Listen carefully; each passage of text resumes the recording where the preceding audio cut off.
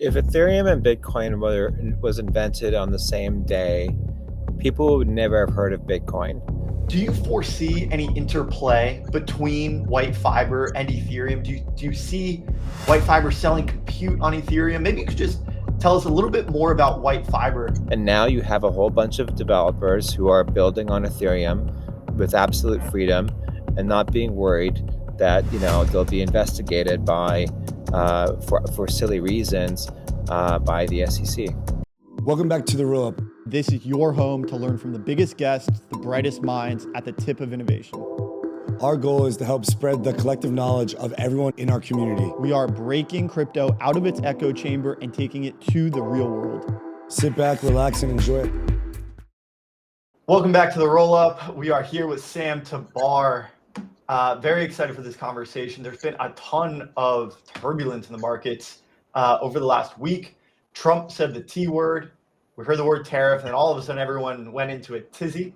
But really, Bitcoin and ETH kind of held up quite nicely. So we're going to be talking about ETH today, and we're going to be talking about BitDigital, which is a digital asset treasury company, publicly traded and ETH powered.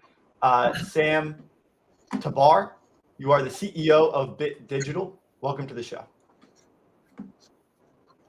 Thanks for having me. And yes, there's been a lot of price action in the markets lately. Last Friday was considered a very difficult day in the markets, and now it seems like a distant memory. Having said that, our stock performed remarkably well. I think one of the best DAT performances on that very terrible day, and there are reasons for that. We can get into that later today. Yeah, happy to. Before we get into that particular day's occurrences, I'd love a little bit of a broader thesis as to why you chose to use ETH as the primary asset in this vehicle. First, maybe we could get into your background, and then we'll ultimately work our way into how you found Ethereum and then ended up leading BitDigital. Yeah, some brief words about my background. I started my career as an attorney, as a lawyer for a law firm called Skadden Arps in New York City. I moved on to help create a Japanese hedge fund in Japan. I did that for a number of years. That was a lot of fun. Worked out really well. Then Bank of America, Merrill Lynch asked me to run their capital strategy, which I did. After that, during that time, I read about Bitcoin. At that time, Bitcoin was primarily used for nefarious purposes.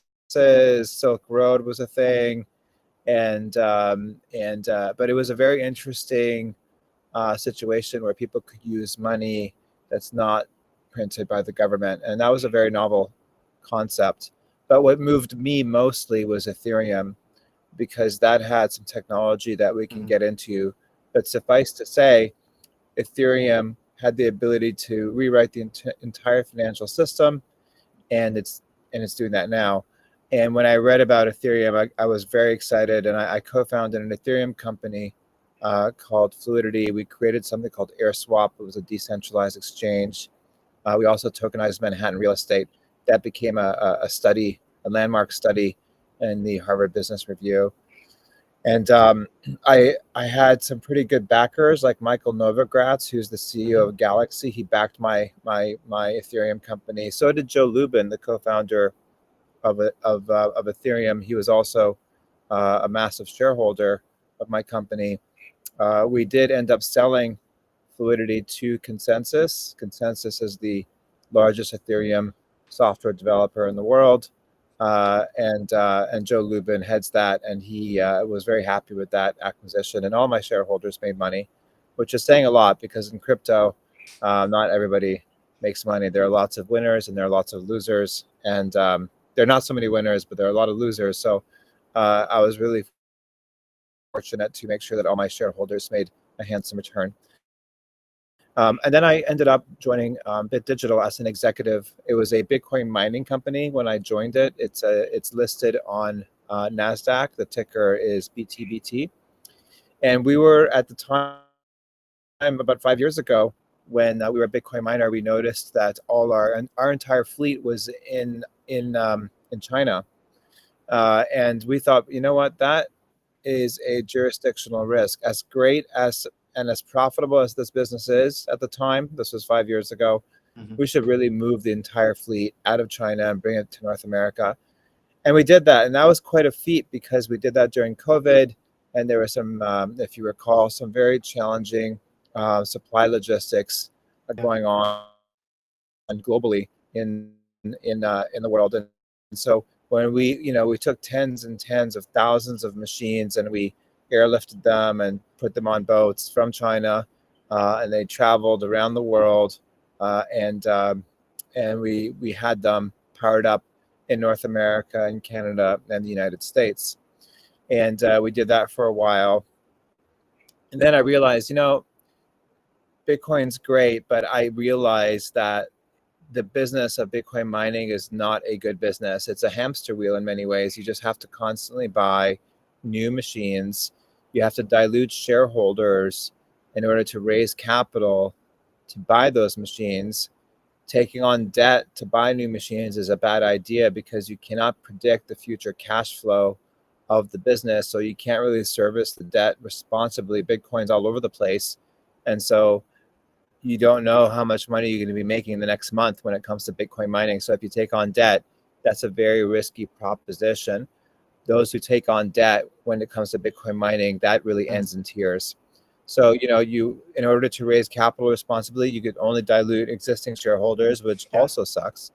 And you're just buying these machines that end up becoming very expensive paperweights after a few months.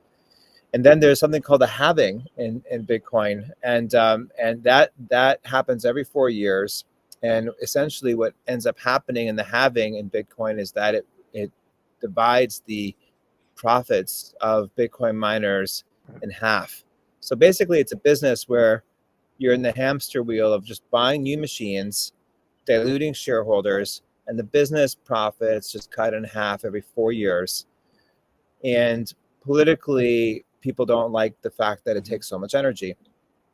So it just became a business that I was really disenchanted with. And I was the first one in the entire sector to say, this business actually sucks. We're going to start putting Ethereum on the balance sheet, and we're going to start positioning to become the MSTR of Ethereum. And when I did that, I was throwing a lot of tomatoes, metaphorically speaking. A lot of people were Bitcoin maxis at the time, and if you mentioned the word Ethereum, it was like a bad odor. People just did not like that. They would just say, "Oh, that's a shit coin. What are you doing?" And then I had dinner with Michael Saylor, and he said, Bitcoin mining is actually a really bad business. And I said, you know what, I totally agree. And we're trying to get out of it. He goes, why don't you just do what we're doing, which is just buy Bitcoin, put it on your balance sheet, just be like a mini MSTR. And I said, that's a great idea, except I want to do it with Ethereum. And that was not a good conversation at that point. How did Michael Saylor react when you told him, "Oh, we want to be a mini MSTR, but we want to do it with Ethereum"? He said, that's a bad idea. Ethereum is going to end up going to zero, and the vibe just died in the room, and the conversation sort of went south, and I left the boardroom. So he was, but he ended up being wrong. Ethereum did not go to zero. It actually ended up doing extremely well over the past couple of years, and it's begun to outpace Bitcoin for good reason. And there are lots of reasons why Ethereum is outpacing Bitcoin, and there's a lot of reasons why there's a lot of positive price action around Ethereum. We can get into that today. So now we become this Ethereum DAT, as they call it. But wait, there's more.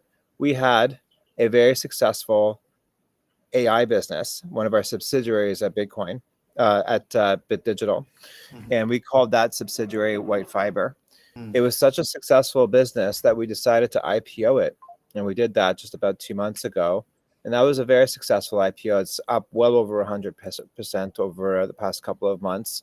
Congratulations! And thank you. And BitDigital owns 71% of White Fiber, and that's an AI business.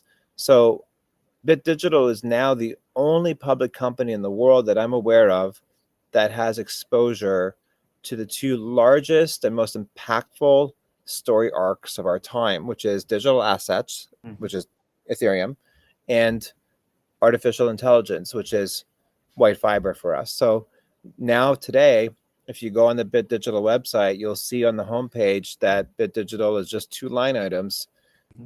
It's Ethereum on the balance sheet and the amount of white fiber that we own, which is 71.5%. And it's very easy to value. The market values Ethereum minute by minute, second by second, and the market values white fiber. It's a listed company on NASDAQ. So we're an extremely easy company to value. It's just two line items. And so I'm very happy to be a part of a company that had the foresight to have this double-pronged approach on digital assets, namely Ethereum and artificial intelligence. And by that, I mean data centers that are built to power artificial intelligence, which is what white fiber does. So that's what BitDigital is. And there's a reason why we've been outpacing a lot of the digital asset treasuries recently from a market valuation perspective. It's because we have a very creative approach when it comes to the capital structure. I can get into that in a moment. But also, we own 71% of white fiber, which is doing extraordinarily well. And so that has a cascade effect on the valuation of BitDigital. And we're the only ones that actually own a real business. If you look at the Ethereum DAT space, they're all shells. They were shells. They were basically kind of, frankly, failed businesses, and they were repurposed into buying a bunch of Ethereum and putting on the balance sheet.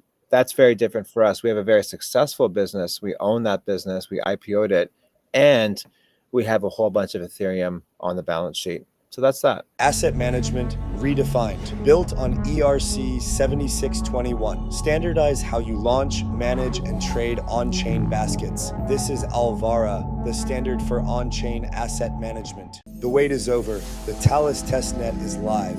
Be part of the revolution. Join now at testnet.talus.network. Hibachi. Provable. Trade perps with speed and security. Earn rewards. Visit hibachi.xyz. Trading on fire. It's really funny to see some of the as you call them, failed businesses that essentially got a way out of a business that was dropping as a means of exiting to some crypto founders that were looking to just use the shell and the ticker that was on publicly traded exchange.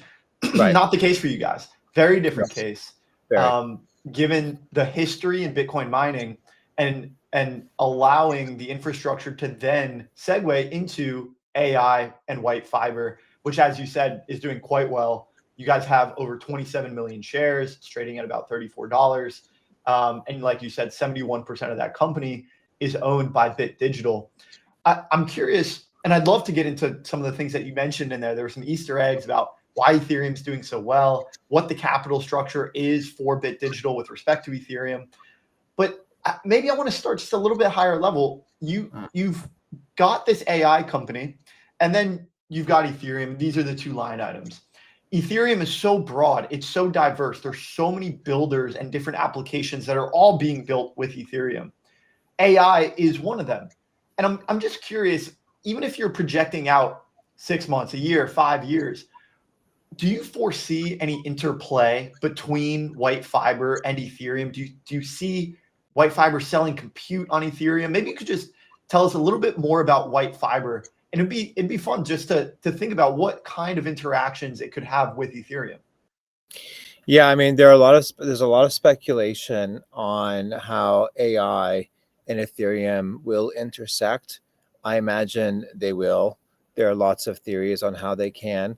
The way they intersect currently is that they're both expressed in a public vehicle called BitDigital. There's no public vehicle that has that kind of expression.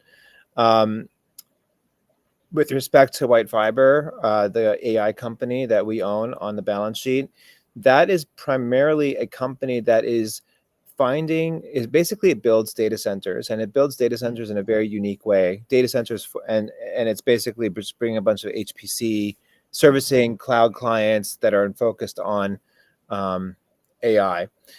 And what we do very differently is that we find these abandoned facilities that were left for dead, like manufacturing facilities, mattress factories, and so on, and we repurpose them into tier 3 data centers. Tier 3 is one of the top levels when it comes to building a data center. So, for example, we bought a mattress factory last February, and we souped it up. Now it's a top tier data center. We just finished it very recently, and we did that in record time in 6 months.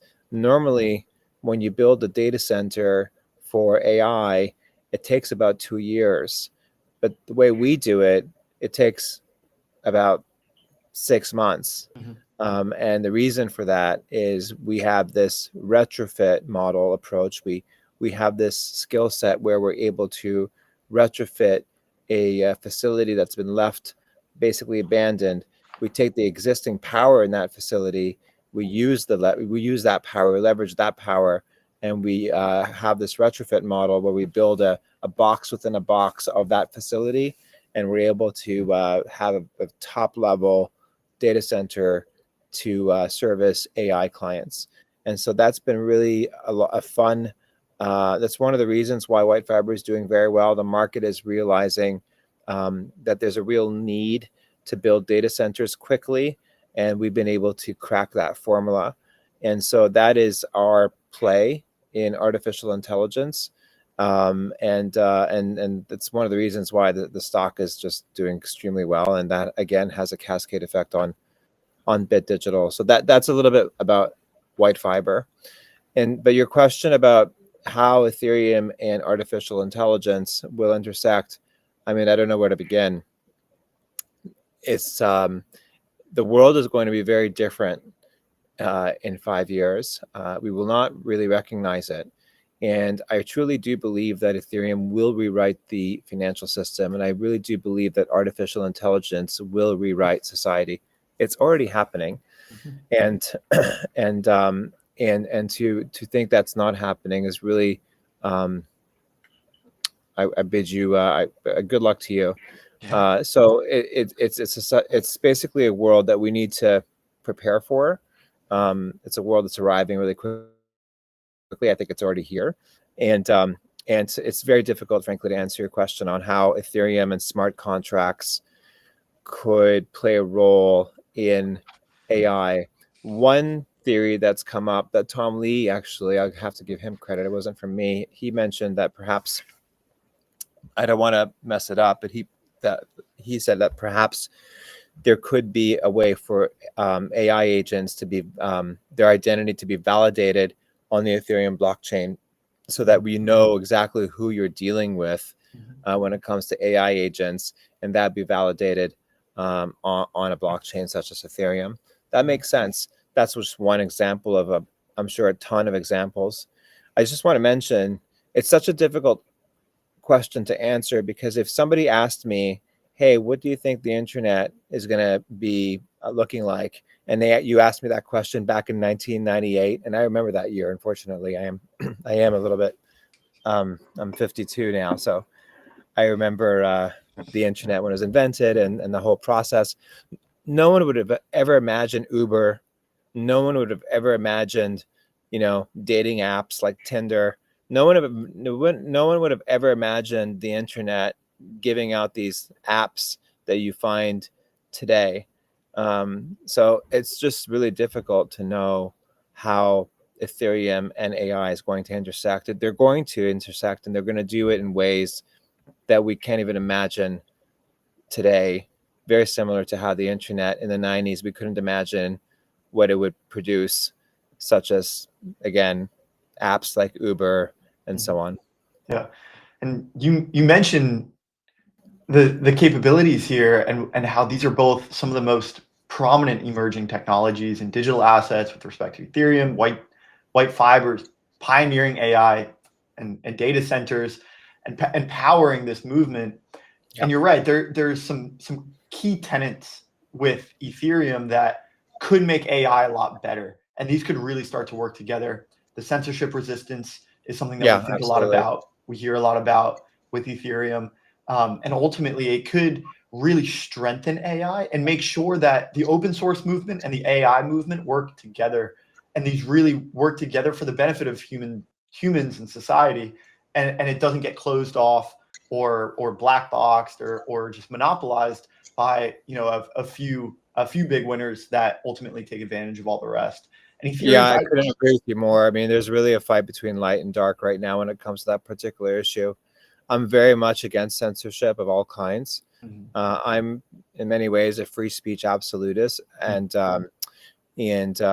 if there's technologies where we can resist the government's posture to squash freedoms, particularly in relation to freedom of expression, I'm all for it.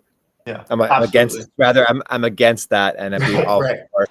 Right. Understood. Yeah, and Ethereum's got this code is law philosophy to it, which is just Right. is really really impressive.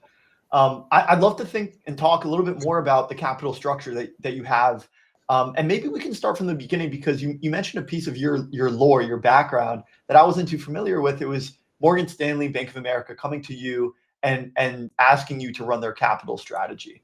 And so I'm Yeah, just Bank of curious, America, Merrill Lynch, yeah. or excuse me, Merrill Lynch. Yeah. And so I'm curious, what was it like running capital strategy there?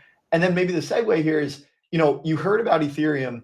What when you're working in what we call traditional finance and you're running one of the largest institutions in that world, and then you hear about this alternative system, this alternative money that feels so far away, and it was very, very early and it was being used for nefarious purposes. Did you write it off completely, or was there kind of a kernel in your mind? How did you balance these two worlds when you were there? There was certainly a kernel. So look, I was a lawyer, and then I became a banker, and I realized that the system is rigged. The financial system thrives on friction, unnecessary friction. Whenever a person wants to transfer value to the other person, a lawyer and a banker gets involved. Contracts, bank accounts, the fees to transfer it, and so on, escrow agents, just a whole bunch of middlemen. And what Ethereum does is gets rid of all the middlemen. It solves for escrow. Like you said, code is law. You don't need lawyers. You have smart contracts. You don't need bank accounts. It goes from one wallet to the other. You don't need escrow agents because you have something called an atomic swap, which makes an automatic transfer when certain conditions are met, which is one of the beautiful things about Ethereum. So that kind of technology, when I read about it, I realized that my profession as a lawyer and a banker is just going to be made redundant. And I would strongly encourage people not to go into law school. Young people, they should not be lawyers. They should not be bankers, because all of that is going to be code, and Ethereum is leading the pack on that. Wow. I think that's also true of AI. And you mentioned that, the people that are getting caught flat-footed, good luck to you.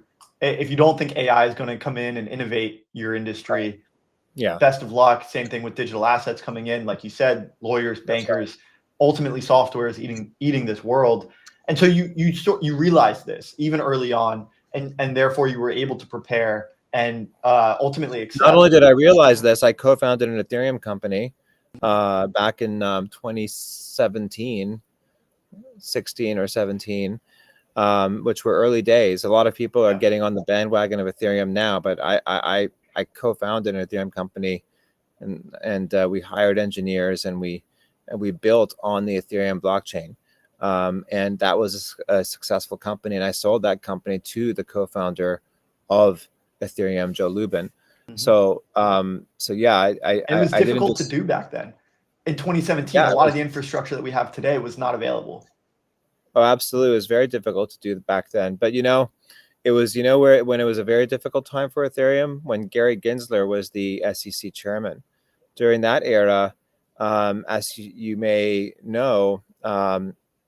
Gensler had this bee in his bonnet about Ethereum, and he couldn't even decide.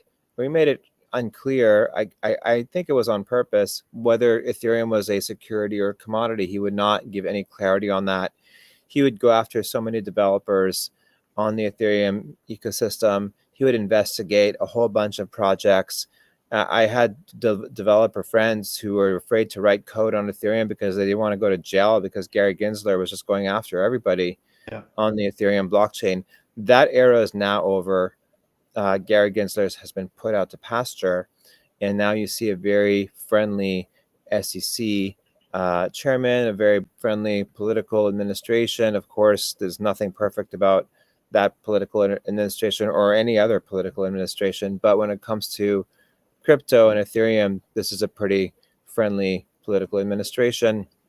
And so we live in a very different era, but there was a reason why Ethereum was not doing very well back then, is because, it was not classified as a commodity like Bitcoin was.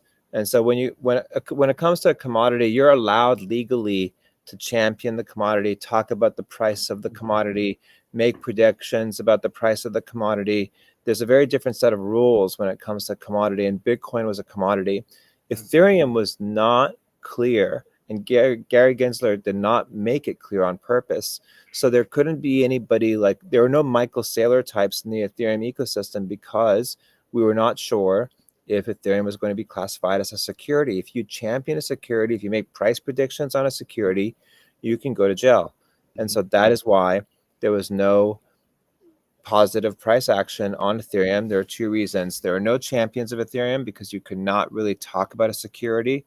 And secondly, developers were afraid of writing code on Ethereum because Gary Gensler was investigating everybody on the Ethereum blockchain for silly reasons. Those reasons are now gone. You see people like myself and Tom Lee and Joe Lubin. We were just in Singapore just a couple of weeks ago on a panel. Thousands of people showed up, and we were all talking about, Ethereum and why that is the blockchain of choice. We're not really able to do that during the days of Gary Gensler. And now you have a whole bunch of developers who are building on Ethereum with absolute freedom and not being worried that, they'll be investigated by for silly reasons by the SEC. Yeah. So even though you, Joe Lubin and Tom Lee all have your own Ethereum digital asset treasury companies, I take it you guys are all friends. You're up there. You're on panels together. Joe Lubin bought your company in the early days of Ethereum. Can you just speak to the relationship that you have with these guys? Maybe do you have any funny stories that of your interactions or your run-ins with Tom or Joe? I do tip my hat to Joe for helping start this movement. When it comes to the public markets and how to express the Ethereum aspiration, Tom has a different approach, Joe has a different approach, I have a different approach. My approach is to use the capital structure creatively. So for an example of that is that just a couple of weeks ago, we did a convert. We raised money using a convert. We had some really great players like Kraken and so on that came and participated in our convert. And the reason why that's important is that it's unsecured debt. And no one else has done this in the Ethereum digital asset treasury ecosystem. SBET hasn't done it. Tom Lee hasn't done it. We did it. And the reason why that's important is because when there's a crypto winter, and there will be, there always is, if you have secured debt, you are securing your Ethereum for that debt that you've raised money out of. Our debt was unsecured. So if and when Ethereum goes down, what happens is that the people who participated in the convert, it just converts into equity. They can't go after our Ethereum. And so that is the beauty of an unsecured convert, unsecured debt. Raising money that way is really responsible, especially when there's a downturn. If you're if you're raising money using debt and it's secured, when there's a downturn, you may go bankrupt because the creditors are going to go after your Ethereum. And so that's important. That's one of the things we've done on the capital structure to raise money without diluting shareholders, and to raise it in a way where they can't come after our Ethereum should there be a crypto winter or a sudden crash like there was on Friday. Yeah.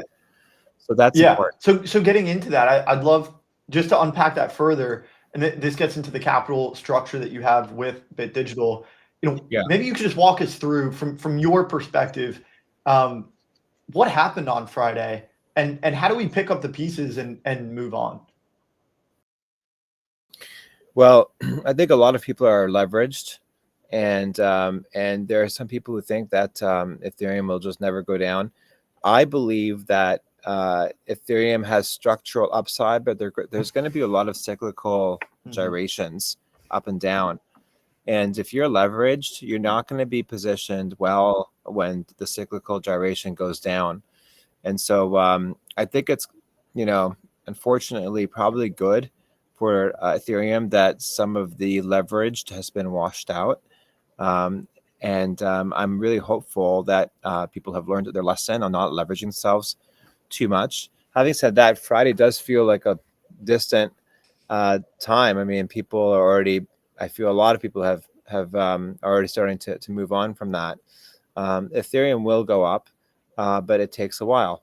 And it could happen quickly, of course, but you just don't know when.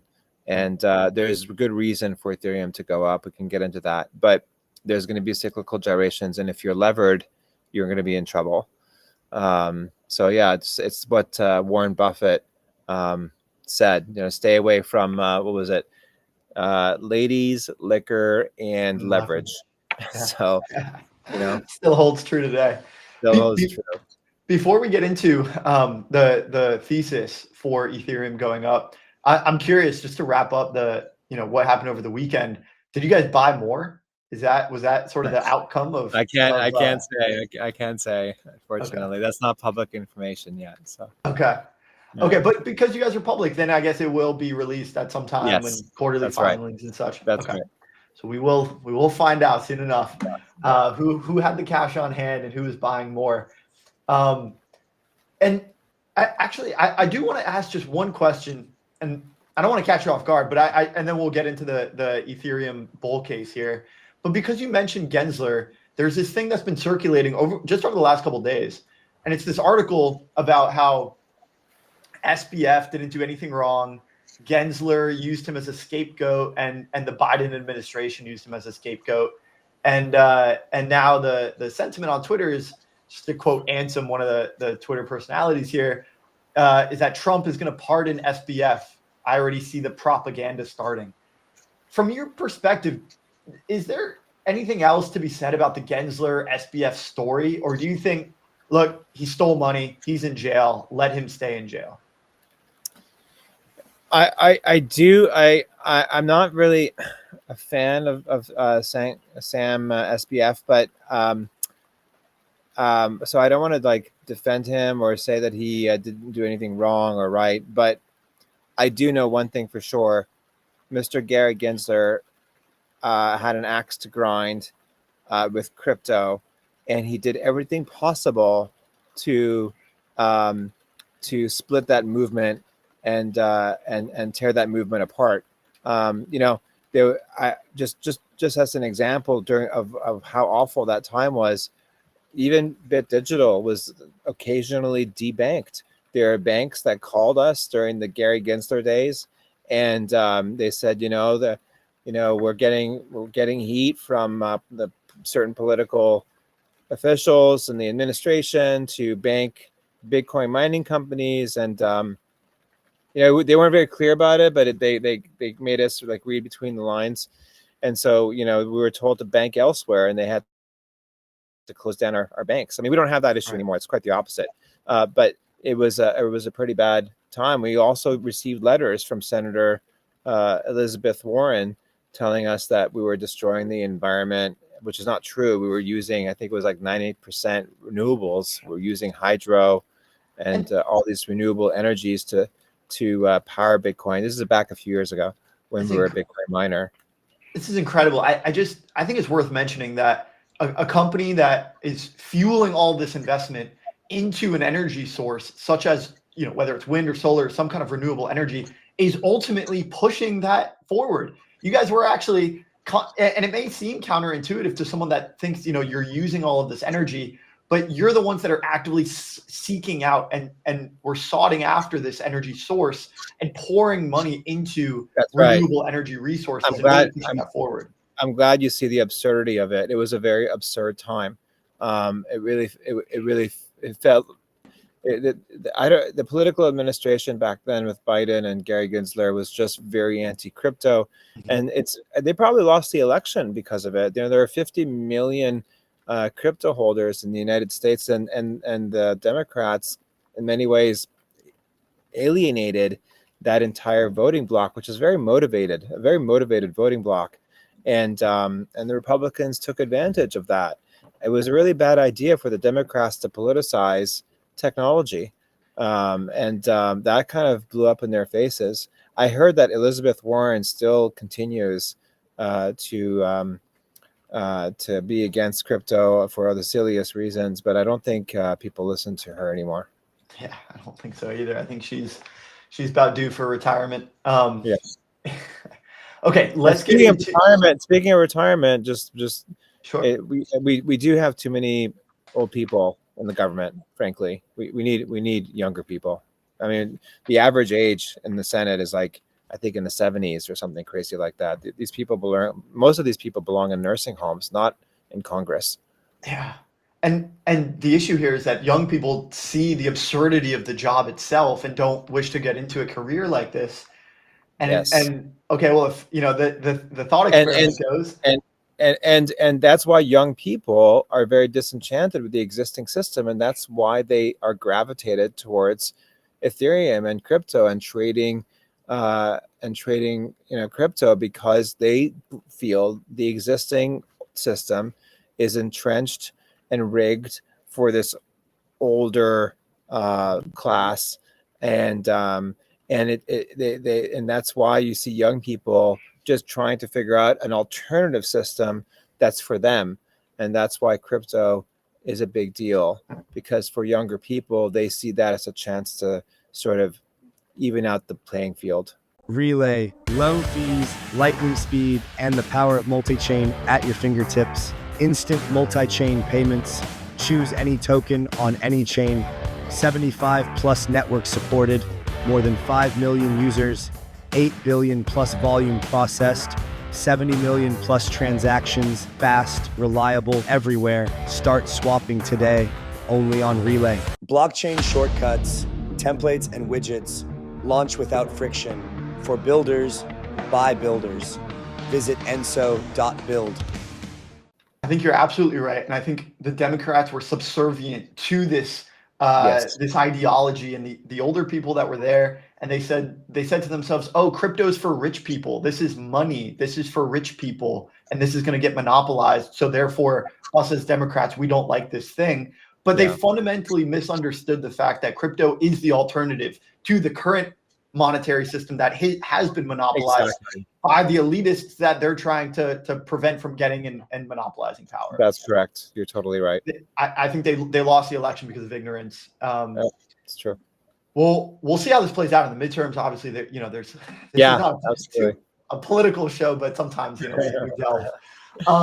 Okay, let's get into the Ethereum bull case. I think you already set the scene. We have this generational wealth transfer. Money's flowing down, and people, and frankly, by large in part, as a result of the internet and the democratization and the open access to information, people learning about finance a lot younger. Saw a chart the other day. Most people that are now in retirement age, they didn't learn about money until their 30s or their 40s, and they had a true career. Now people are learning about finance in adolescence. How, with this being said, and we already framed the political environment, Ethereum as one of the emerging technologies, AI is an emerging technology. Tom Lee's been famous for his, price predictions of Ethereum to 20,000 and more. I'm curious, from your perspective, feel free, call out a number if you'd like, but you don't have to. What is the bull case for Ethereum going up over the long term, irrespective of the short term gyrations? There's a fundamental thesis here. I'm curious, how do you see the bull case for Ethereum?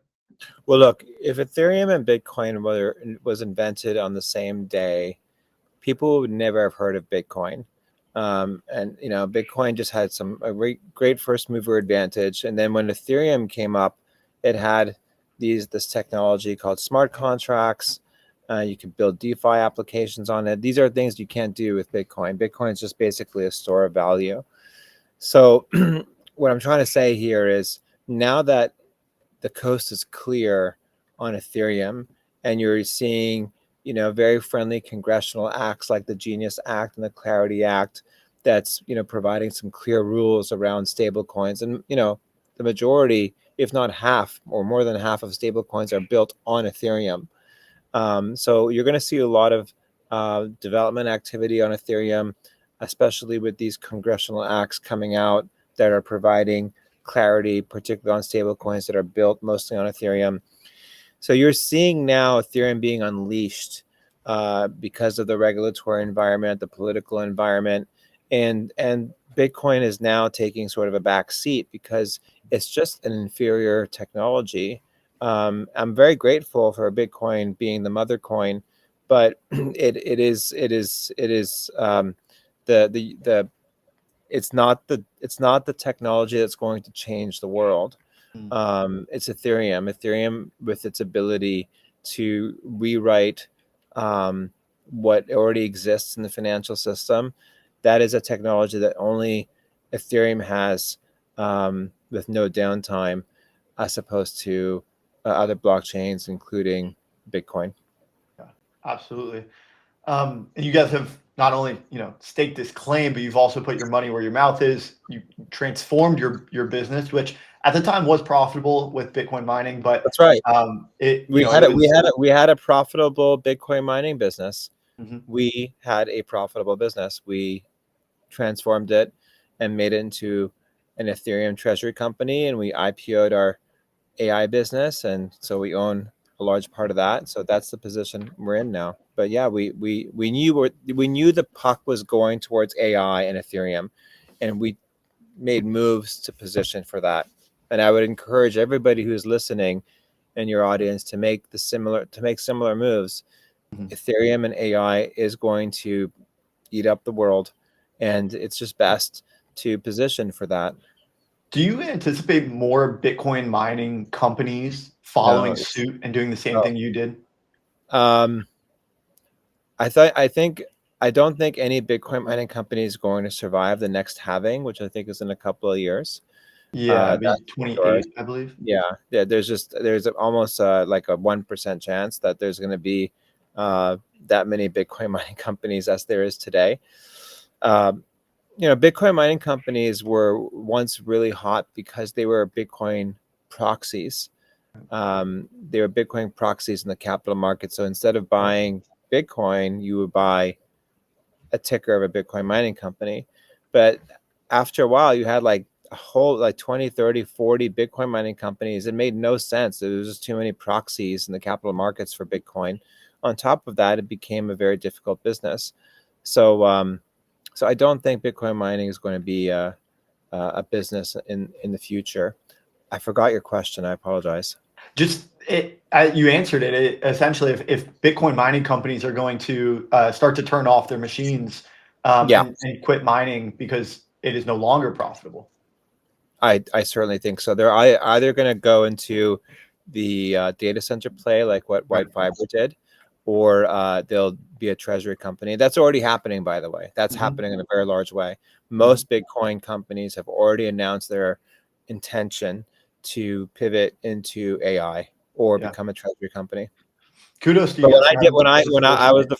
We were the first ones to do that a couple of years ago, and that was not received well by the markets at the time. But now you guys are the ones with the first mover advantage. It's in some ways. I got another headline here, just kind of fresh off the wire. It's your friend Tom just said today that the DAT bubble has burst. I'm just curious if if you agree with that first off, and then if you do, what does the future of capital formation at an institutional scale for Ethereum? What does it look like if the DAT bubble has in fact burst? Well, That's why I'm very comforted that we own a very real and thriving business. That's fairly important. And so we have a way of hedging ourselves to any bubble bursts. And that's why last Friday, when the markets crashed, you feel free to look at our stock price. It did very well. And so that is a unique position that BitDigital is in. I am not an ETH maxi. I'm a shareholder maxi. I look at the the price more closely and what we can do to provide value to the share price as opposed to gathering Ethereum. But I do think that Ethereum is going to be worth much more in the future than it is today, and that's one of the reasons why we're buying Ethereum. But we're doing it in a way that's responsible and maximizes shareholder value. And if you look at the share price performance, you'll find if you look at it past week, month, the past 3 months, I think we've done pretty well. I'd say so. And I've got the dashboard up. This is a great dashboard. It's updating in real time as we're having this conversation. We started off the day. Right now, NAV per share is 430. And I did check before our conversation started. It was at about an 11% discount. We're already closing that back up to 8. We're at an 8% discount now. So I'm just curious about the capital structure here and kind of the mechanism. When you do find that you're trading at a discount to NAV, are you using cash to buy the shares, or maybe you can just talk about what dominoes do you put into place to ultimately close that gap and let the market resurface? Well, one of the things we did was we did this convert where it converts to, I think, $4.16, which is a big premium to MNAV, to where our share price was when we did the convert. So that is one of the creative things that we've done with the capital structure to keep buying, to position well the company when it comes to raising money, and not necessarily just using the one lever, which many people use, was just diluting existing shareholders. Got it. And I think I've only got maybe 1 or 2 more questions. This has been a really, really insightful pod. When you're sitting on the ETH that you've got, and it's 150,000 Ethereum that I see on the dashboard here, it's upwards of $600 million. How are you deploying this capital to compound some of this Ethereum? Are you putting it into DeFi? Are you lending it? Are you staking it? How are you already compounding the Ethereum stack that you do have to, again, just maximize Ethereum per share further? Yeah, we're just simply doing plain vanilla staking, about 3% yield. But we are staking about more than 80% of the Ethereum on our balance sheet is being staked. And that 3% is spitting off is enough to frankly cover the G&A of the company. Running an Ethereum DAT is remarkably not expensive. It's a very inexpensive business to run, which is one of the reasons why it's very attractive. Unlike Bitcoin mining, that is a very, very expensive business. Bitcoin mining you got to get a data center, you got to buy machines, you have to have power contracts, your machines are outdated in months, you've got to buy new machines, you have to deal with Bitcoin going up and down, and you making sure that everything is all connected. It's a very expensive and complicated business. The Ethereum DAT business, very simple. Buy Ethereum in the open market, stake it. You can't even stake Bitcoin, so you're not getting a yield, right? So you could stake Ethereum, and you could use that stake to cover your very, feather-light expenses when it comes to buying, when it comes to running an Ethereum DAT versus a Bitcoin mining company. Yeah, incredible. Sam, we've only got a few minutes left here. I'm just curious, some takeaways from the Asia conference tour. You were up there, with the other big digital asset treasury companies, having the important conversations on the main stage. What were some of the takeaways? What was the sense in the room? Anything that you pulled out that stuck with you while you were out there? Well, first of all, there were 25,000 people at that conference. I was really surprised by the scale and volume of people. And when Tom and Joe and I spoke at the main stage, there were thousands of people that showed up, and there are people like camping out on the aisles. I was very surprised by the reception, the excitement of what we do, and I think that crypto has a very bright future. That Singapore conference, I think it's one of the largest, if not the largest, crypto conference in the world, and I was just very encouraged and it just confirmed that I was on the right path. And it was just so great to see all this excitement from the media, from people, from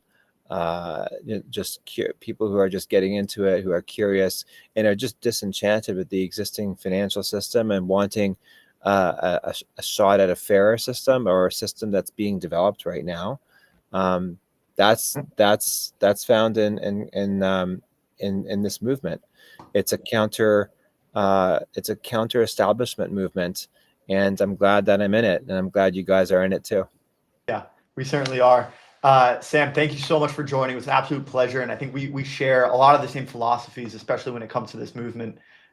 Would love to have you on again sometime soon. Thanks for having me.